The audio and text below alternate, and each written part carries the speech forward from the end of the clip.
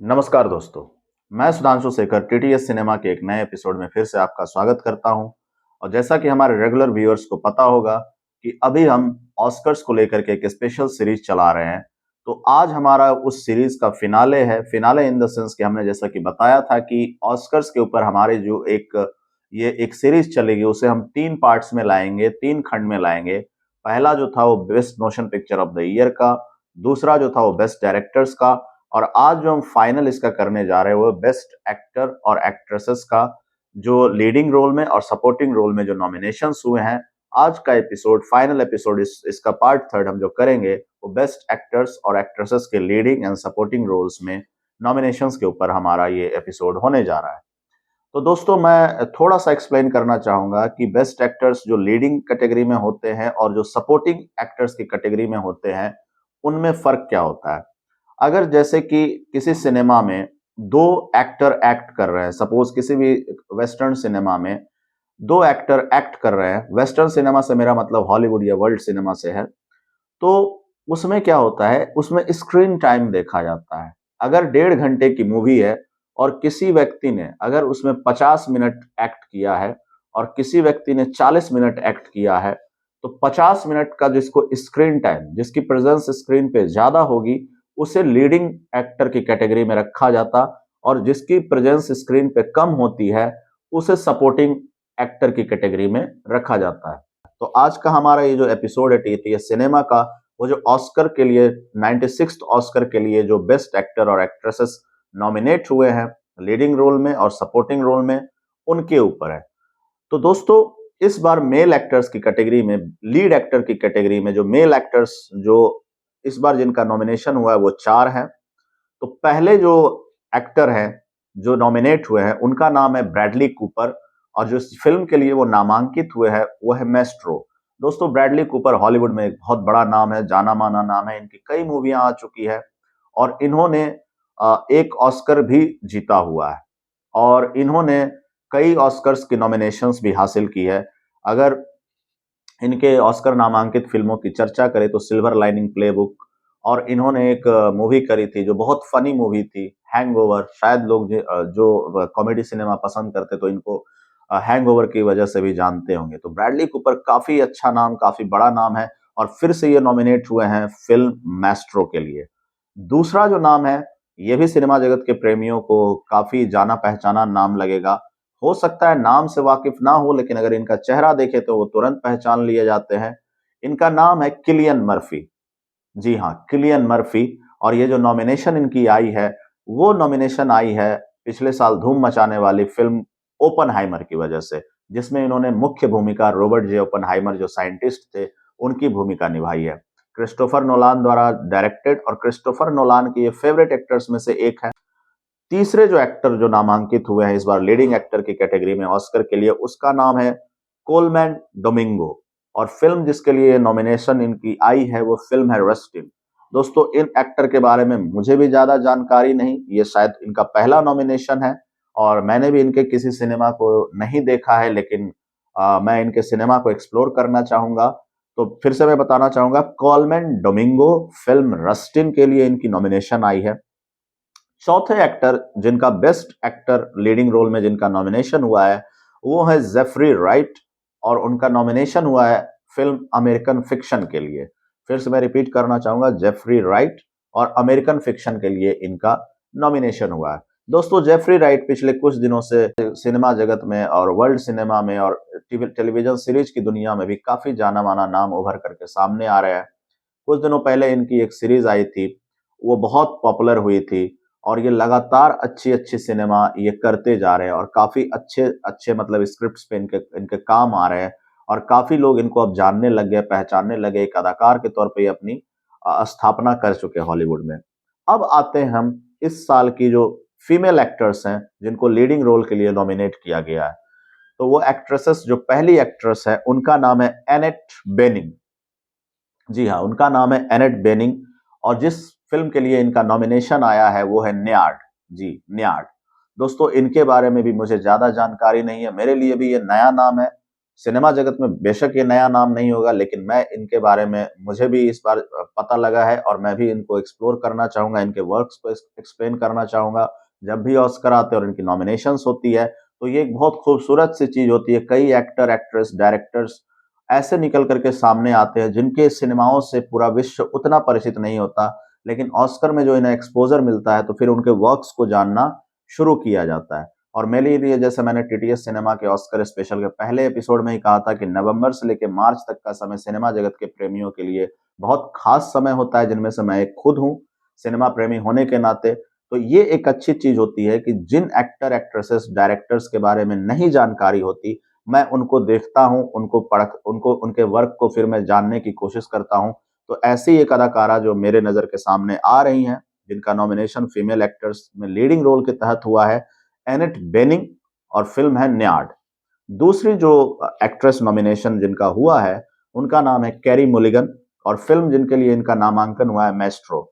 दोस्तों, carry Mulligan की मैंने कई मूवीज देखी हैं। पिछले कुछ साल पहले भी इनकी एक फिल्म इनका एक्ट्रेस के लिए नॉमिनेशन हुआ था, और कैरी मुलिगन लगातार काफी डाइवर्स रोल करती आ रही हैं। इनके फिल्म को अगर आप एक्सप्लोर करेंगे तो काफी अलग अलग सब्जेक्ट्स पे इन्होंने फिल्म की है। मैस्ट्रो में ब्रैडली कूपर, जो वो भी नामांकित है बेस्ट एक्टर के खिताब के लिए, उनकी पत्नी की भूमिका में ये सामने आई हैं और उसके लिए उन्हें ऑस्कर के लिए नॉमिनेट भी कर लिया गया है। तीसरा नाम वर्ल्ड सिनेमा और हॉलीवुड में बहुत बड़ा नाम है, उनका नाम है एमा स्टोन, और उनका नॉमिनेशन हुआ है पुअर थिंग्स के लिए। जी हाँ, पुअर थिंग्स के लिए इनका नॉमिनेशन हुआ है लीडिंग एक्टर की कैटेगरी में। और एमा स्टोन पहले भी ऑस्कर जीत चुकी हैं लाला लैंड के लिए। जी हाँ, लाला लैंड के लिए उन्होंने बेस्ट एक्ट्रेस का खिताब ऑलरेडी जीता है। वो ऑलरेडी एक ऑस्कर की विजेता है और कई बार ऑस्कर के लिए नामांकित हुई है, और इनके भी फिल्मों का रेंज बहुत डाइवर्सिफाई है। और पुअर थिंग्स एक अलग किस्म का सिनेमा है, बहुत यॉर्गोस लैंथिमोस द्वारा डायरेक्टेड, और उसमें इन्होंने एक बेहतरीन भूमिका निभाई है। अगर वो आप फिल्म देखेंगे तो खुद ही आपको पता लग जाएगा कि क्यों इनकी दावेदारी फीमेल लीडिंग एक्टर की कैटेगरी में बहुत स्ट्रांग है। अगली जो है वो है लिली ग्लैडस्टोन। दोस्तों, ये एक नेटिव अमेरिकन एक्ट्रेस हैं, और इनका nomination killers of the Flower Moon के लिए हुआ है। इनकी बहुत चर्चा हो रही है, लिली ग्लैडस्टोन की भूमिका की बहुत तारीफ हो रही है। इन्होंने एक अवार्ड ऑलरेडी जीत लिया है ऑस्कर से हट करके, मुझे याद नहीं आ रहा है कि एग्जैक्ट कौन सा अवार्ड है, लेकिन इन्होंने ऑलरेडी एक खिताब जीत चुकी हैं बेस्ट अदाकारा के रूप में। तो लिली ग्लैडस्टोन के बाकी वर्क्स इतने ज्यादा पॉपुलर नहीं थे, लेकिन killers of the Flower moon की वजह से ये अब मेन स्ट्रीम सिनेमा में इनको काफी ज्यादा जाने लग गया है। और मार्टिन स्कोर्सेसी इनकी लगातार तारीफ कर रहे हैं कि इनकी जो स्क्रीन प्रेजेंस है उसका कोई मुकाबला नहीं। और इस बात से मैं इत्तेफाक भी रखता हूं, क्योंकि मैंने इनका जो वर्क देखा, वाकई इनकी स्ट्रॉन्ग प्रेजेंस होती है स्क्रीन पे। और आप अगर killers of the Flower moon देखेंगे तो आपको खुद भी ये समझ में आ जाएगा। अगली जो अदाकारा है जिनका नामांकन हुआ है बेस्ट लीडिंग एक्टर के तौर पे फीमेल्स में, उसका नाम है सांद्रा हुलर। जी हाँ, सांद्रा हुलर, और उनका जो नॉमिनेशन आया है वो एनाटॉमी ऑफ अ फॉल। जी हाँ, एनाटॉमी ऑफ अ फॉल के लिए सांद्रा हुलर का नॉमिनेशन आया है। सांद्रा हुलर के काम से भी मैं ज्यादा परिचित नहीं हूँ, वो भी नई अदाकारा है, लेकिन एनाटॉमी ऑफ अ फॉल देखने के नाते मैं कह सकता हूँ कि इनकी एक्टिंग ने कमाल किया है। As an actress I salute her, और सांद्रा हुलर का काम उस फिल्म में बहुत ही बेहतरीन है, और मैं इनके आगे भी वर्क्स को एक्सप्लोर करने की कोशिश करूंगा, और मैं चाहूंगा कि आप भी इनके सिनेमा को एक्सप्लोर करें। तो ये थे लीडिंग रोल में मेल और फीमेल एक्टर्स के नॉमिनेशंस। अब मैं आता हूं सपोर्टिंग रोल में। जी हाँ, जिन एक्टर और एक्ट्रेसेस का सपोर्टिंग रोल में नॉमिनेशन आया है उनके ऊपर मैं चर्चा करता हूं। तो बेस्ट एक्टर जो सपोर्टिंग रोल में जिनका पहला मैं नाम लेना चाहूंगा वो है मार्क रफेलो, पुअर थिंग्स के लिए। दोस्तों, मार्क रफेलो एक बहुत ही प्रतिष्ठित कलाकार और एक्टर है, और इन्हें जो लोग मार्वल्स की मूवी पसंद करते हैं उन्हें शायद पता होगा कि जो हल्क का कैरेक्टर भी ये निभा रहे हैं, मार्क रफेलो ही निभा रहे हैं। तो काफी अलग अलग किस्म की फिल्में इन्होंने की है, और काफी ब्रॉड रेंज है, काफी एक्सपीरियंस्ड कलाकार हैं ये। कई अलग अलग शैली, कई अलग अलग तरह के सब्जेक्ट्स पे इन्होंने वर्क किया है। जैसा कि मैंने बताया कि एक फैंटेसी मूवी में, मार्वल्स की सीरीज में ये द हल्क की भूमिका भी निभाते हैं, और एक फिल्म आई थी eternal sunshine of the spotless mind, उसमें भी उन्होंने एक कैरेक्टर निभाया है जो कि बहुत ज्यादा पॉपुलर हो रहा है। और भी इनके कई सिनेमा है। तो मार्क रफेलो का नॉमिनेशन आया है best actor in a supporting role में। दूसरा नाम सिनेमा जगत में, एक्टिंग की जगत में मील का पत्थर है, सभी लोग इनको जानता है। उनका नाम है रॉबर्ट डिनेरो। जी हाँ, ये किसी भी से ये नाम नहीं छिपा। रॉबर्ट डिनेरो एक बहुत ही एक्सपीरियंस्ड कलाकार हैं और इनका नॉमिनेशन आया है Killers of the Flower Moon के लिए, जो डायरेक्टेड है मार्टिन स्कोर्सेसी के द्वारा। मार्टिन स्कोर्सेसी के ये फेवरेट एक्टर्स में एक है, जैसा कि मैंने पिछले बार भी बताया था कि ये फ्रिक्वेंट कोलैबोरेशन इनका रॉबर्ट डिनेरो के साथ होता रहता है। Killers of the Flower Moon के लिए इनका nomination best actor in a supporting role के तौर पे हुआ है। अगले जो नाम है, ये भी सिनेमा जगत में काफी जाना माना नाम है। उनका नाम है रॉबर्ट डाउनी जूनियर। जी हाँ, रॉबर्ट डाउनी जूनियर। और उस ओपनहाइमर फिल्म के लिए इनकी नॉमिनेशन हुई है, directed by Christopher Nolan. Robert Downey Junior की नॉमिनेशन जो हुई है best actor in a supporting role Oppenheimer film के लिए हुई है, जिसमें उन्होंने ओपनहाइमर के सपोर्टर की भूमिका निभाई है और एक राजनीतिक के तौर पे वहां पे उन्हें दिखाया गया है। दोस्तों, रॉबर्ट डाउनी जूनियर सबसे ज्यादा आयरन मैन की भूमिका के लिए जाने जाते हैं। लोग इन्हें आयरन मैन के खिताब से जानते हैं और इनके पिताश्री भी बहुत पॉपुलर थे, जो इनको मतलब फिल्म इंडस्ट्री में इनका नाम बहुत बहुत बड़ा नाम है।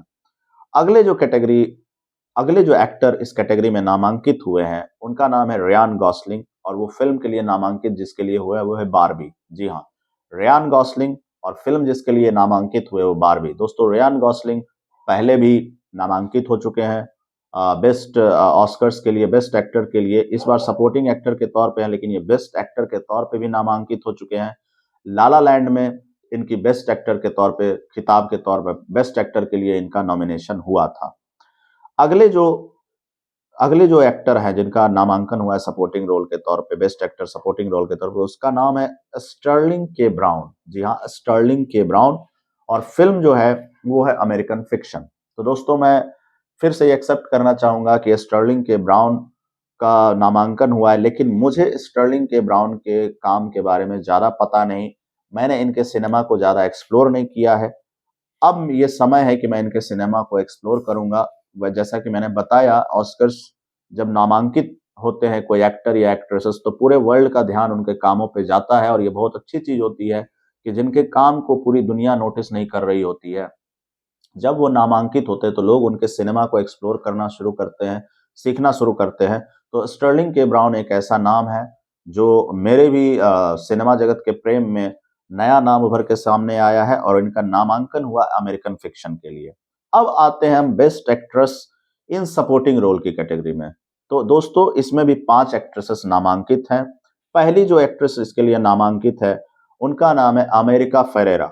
जी हाँ, अमेरिका फेरेरा। और जिसके लिए ये नामांकित हुए हैं वो है फिल्म बारबी। अगेन मैं ये एक्सेप्ट करना चाहूंगा कि अमेरिका फेरेरा के काम को मैंने ज्यादा एक्सप्लोर नहीं किया है। अब मैं इनके कामों को देखूंगा तो मैं इसके बारे में ज्यादा आपको एक्सप्लेन नहीं कर पाऊंगा कि किस फिल्मों में इन्होंने पहले काम किया है, इनके काम का क्या स्टाइल है, वगैरह वगैरह। तो आप बारबी देखिए और अमेरिका फेरेरा के एक्टिंग को देखिए, क्योंकि उसी के लिए बेस्ट एक्ट्रेस के लिए नामांकित हुई हैं। अगली जो अदाकारा है उनका नाम है डेवाइन जॉय रैंडोल्फ। जी हाँ, डेवाइन जॉय रैंडोल्फ। और उनका नामांकन हुआ द होल्ड ओवर्स के फिल्म के लिए। द होल्ड ओवर्स जो फिल्म आई है उसमें इन्होंने एक एक्ट्रेस की भूमिका निभाई है, सपोर्टिंग एक्ट्रेस की भूमिका निभाई है और उसके लिए इनका नामांकन हुआ है। इनका काम मैंने देखा है द होल्ड ओवर्स में, बहुत अच्छी एक्टिंग करी है इन्होंने, बहुत ही बढ़िया। कम समय लिया है स्क्रीन पे, लेकिन इन्होंने बहुत ही बढ़िया काम किया है। मैं भी इनका फैन हो गया हूँ और इनके आगे के काम को भी मैं देखने की जल्द से जल्द कोशिश करूंगा। अगला जो नाम है इस सिलसिले में, वो है डैनियल ब्रुक्स। जी हाँ, डैनियल ब्रुक्स। और उनका नामांकन आया है द कलर पर्पल। जी हाँ, डैनियल ब्रुक्स जो अदाकारा है, उनका नाम जिस फिल्म के लिए जिनके लिए उनका नामांकन आया उसका नाम है द कलर पर्पल। इनके काम को भी मैंने ज्यादा एक्सप्लोर नहीं किया, लेकिन अब मैं इनको देखूंगा और इनके बाद ही मैं इनके फिल्मों को एक्सप्लोर करूंगा, फिर इनके वर्किंग स्टाइल के बारे में भी हम आगे कुछ ऐसे एक एक्टर्स की श्रृंखला पे भी काम करेंगे कि इनके वर्क का स्टाइल क्या है, इनका जॉनर क्या है, इनकी जर्नी कहाँ रही है। तो डैनियल ब्रुक्स जो अदाकारा है उनका नाम आया है द कलर पर्पल के लिए। अगला नाम जो है वो है एमिली ब्लंट, जिनका नामांकन हुआ है और वो नामांकित हुई हैं ओपनहाइमर के लिए। एमिली ब्लंट दुनिया में बहुत बड़ा नाम है एक्टिंग और फिल्म की इंडस्ट्री में। एमिली ब्लंट को भी कई नॉमिनेशंस मिले हैं, ऑस्कर के अलावा भी वो नॉमिनेशन मिले हैं और उन्होंने भी बहुत ही अलग अलग तरह की भूमिका निभाई है। एक्शन फिल्मों में भी वो लगातार काम करती रहती हैं, साइंस फिक्शन वाली कैटेगरी में भी उन्होंने लगातार काम किया है, ड्रामा मूवीज में बहुत काम किया है और ओपनहाइमर के लिए इस बार वो बेस्ट एक्ट्रेस के तौर पे नामांकित हैं, खिताब की दावेदार हैं। अगली जो एक्ट्रेस हैं उनका नाम दोस्तों सिनेमा जगत के प्रेमियों में बहुत बड़ा नाम है जॉडी फोस्टर। जी हाँ, जॉडी फोस्टर। और जिस फिल्म के लिए नामांकित हुई है वो है न्याड। जी हाँ, न्याड फिल्म के लिए इनका नामांकन आया है और जॉडी फोस्टर ने पहले भी ऑस्कर जीता है। जॉडी फोस्टर बहुत सम्मानित महिला है, बहुत बड़ा नाम है और इनके एक्सपीरियंस की अगर बात करें तो मुझे लगता है करीब करीब इनका जो एक्सपीरियंस हॉलीवुड में हो चुका है, करीब करीब इनको 30 साल का वक्त इन्होंने बिता लिया है हॉलीवुड में और बेहतरीन से बेहतरीन काम लगातार लाती जा रही हैं।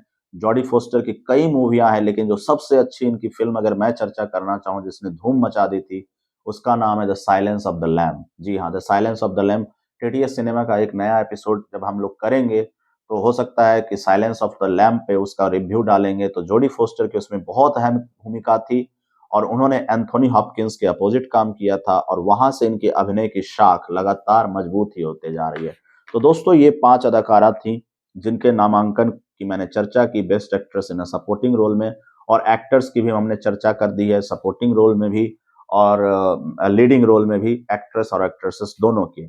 तो दोस्तों ये था टीटीएस सिनेमा का ऑस्कर्स स्पेशल का एपिसोड और आज हम अपने ऑस्कर की श्रृंखला जो हमारी चल रही थी कुछ दिनों से, ये तीसरा एपिसोड हमने जो आपके सामने लाया, आज हम इसे यहाँ विराम देंगे। अब समय है कि आप अपने सुझाव हमें दीजिए, हमें कमेंट सेक्शन में बताइए कि आपके हिसाब से किस एक्टर को या किस एक्ट्रेस को लीडिंग रोल में और सपोर्टिंग रोल में खिताब मिल सकता है और आप इनके सिनेमा को जाके देखिए। सिनेमा के जो आगे चल के जिनको करियर बनाना है या जो सिनेमा के जो स्टूडेंट्स हैं उनके लिए ये सब नॉमिनेटेड फिल्में देखना और इन एक्टर एक्ट्रेसेस का काम देखना उनके भविष्य में बहुत काम आ सकता है। और जिनको सिनेमा में कोई करियर नहीं बनाना है उनके लिए भी उनके व्यक्तित्व में, उनके जीवन में इनके कामों को अगर वो देखेंगे जरूर एक पन्ना उनके व्यक्तित्व में जुड़ेगा। तो दोस्तों आज के एपिसोड में इतना ही। जल्द ही आपके सामने टीटीएस सिनेमा का नया एपिसोड लेकर के हम फिर से हाजिर होंगे। अगर आपको ये एपिसोड हमारा अच्छा लगा हो तो प्लीज हमारे चैनल को लाइक करें, शेयर करें, सब्सक्राइब करें और कमेंट्स में अपने फीडबैक्स जरूर दें। Thank you so much.